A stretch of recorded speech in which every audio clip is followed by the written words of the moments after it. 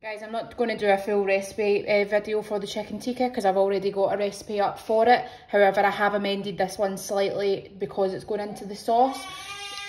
So I've reduced the amount of lemon.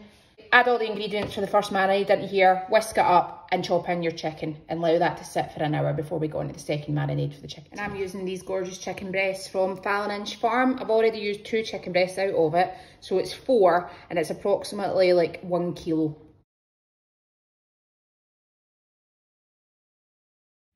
And then we're just going to add everything in for the second marinade, so your yoghurt and the rest of your spices. And I'm just going to cling film that and put it in the fridge to marinate overnight. So that's your marinated chicken. I'm going to put that into the oven on frying grill setting at 220 degrees.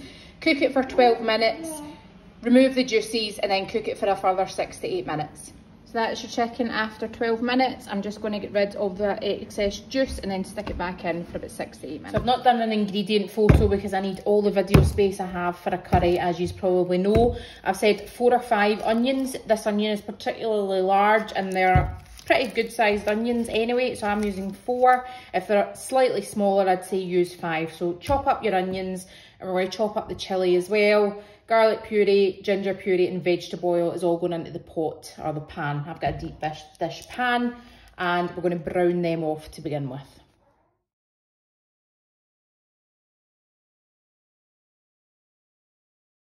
And you might be looking at that going, that is a lot of onion, but every good curry has a good base of a shit ton of onions. So this in the pot with your oil, going to chop the chilli and then put the garlic and ginger in.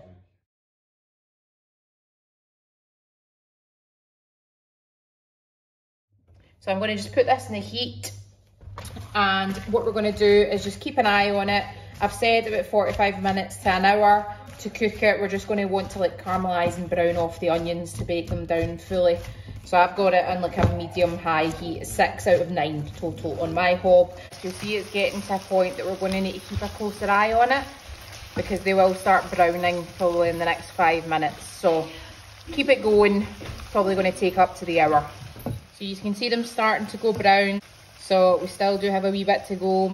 This is why I'm giving these pointers on what to look for rather than actually prescriptive times, because depending on what heat you've got, how many onions, you know, size of your pot, there's loads of different variables that will impact how long it will take. So we're looking for the achieved consistency and colour.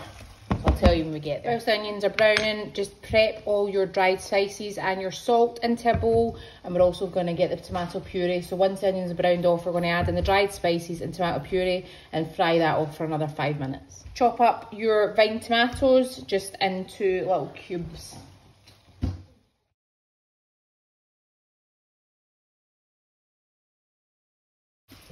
So this is us getting there. It's starting to go a little bit and you just keep going and keep going. So that's us here. You can see they've suitably broken down, got nice and soft, and they've kind of went that kind of browny colour.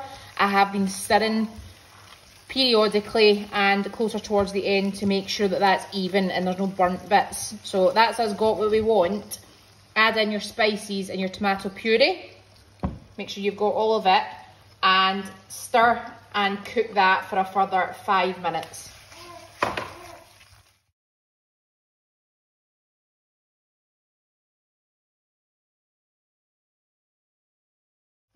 So after the 5 minutes, I want you to add in your chopped vine tomato and all the juices. That's because I've dropped some of the tomato juice on top of the hob. And your passata. And just make sure that you get all of that as well. I had a big jar, hence why I've had to measure it out. And then we're just going to drop that down to a medium heat and simmer it with the lid on for about an hour. Stirring occasionally, and then we'll come back to it, take the lid off and simmer further. And when you've reached the 1 hour, stirring periodically, I was probably stirring every 10 minutes. I'm going to take the lid off so you can see it. If we left it, it would have stuck. And I'm just going to continue to simmer until the tomatoes are broken down just a little bit more. You'll see the oil sticking around the side here. This is actually what we're looking for, so it's getting there. It's going good. So we're just going to continue to simmer. You can turn it down 1 if you feel you need to.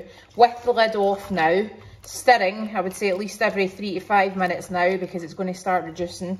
And we're just looking for things to break down just a tiny bit more, and for this to increase the oil that you're seeing up the side.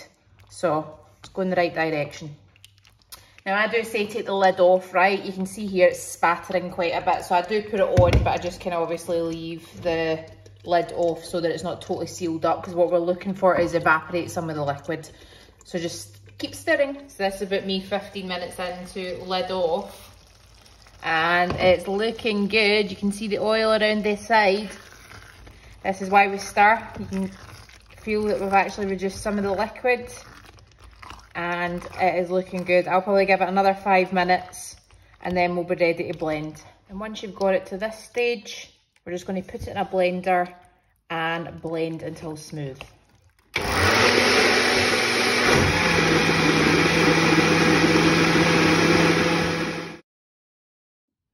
So I've added the sauce back into the pan. To that, I want you to add your cream and mix that through.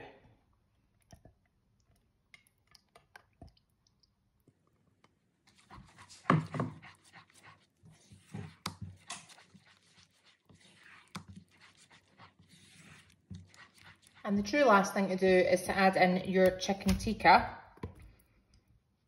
You can actually just use cooked chicken if you can't be bothered doing the chicken tikka. If I've got space, I'll write that in the caption. Stir that through and serve it with rice or naan, or both.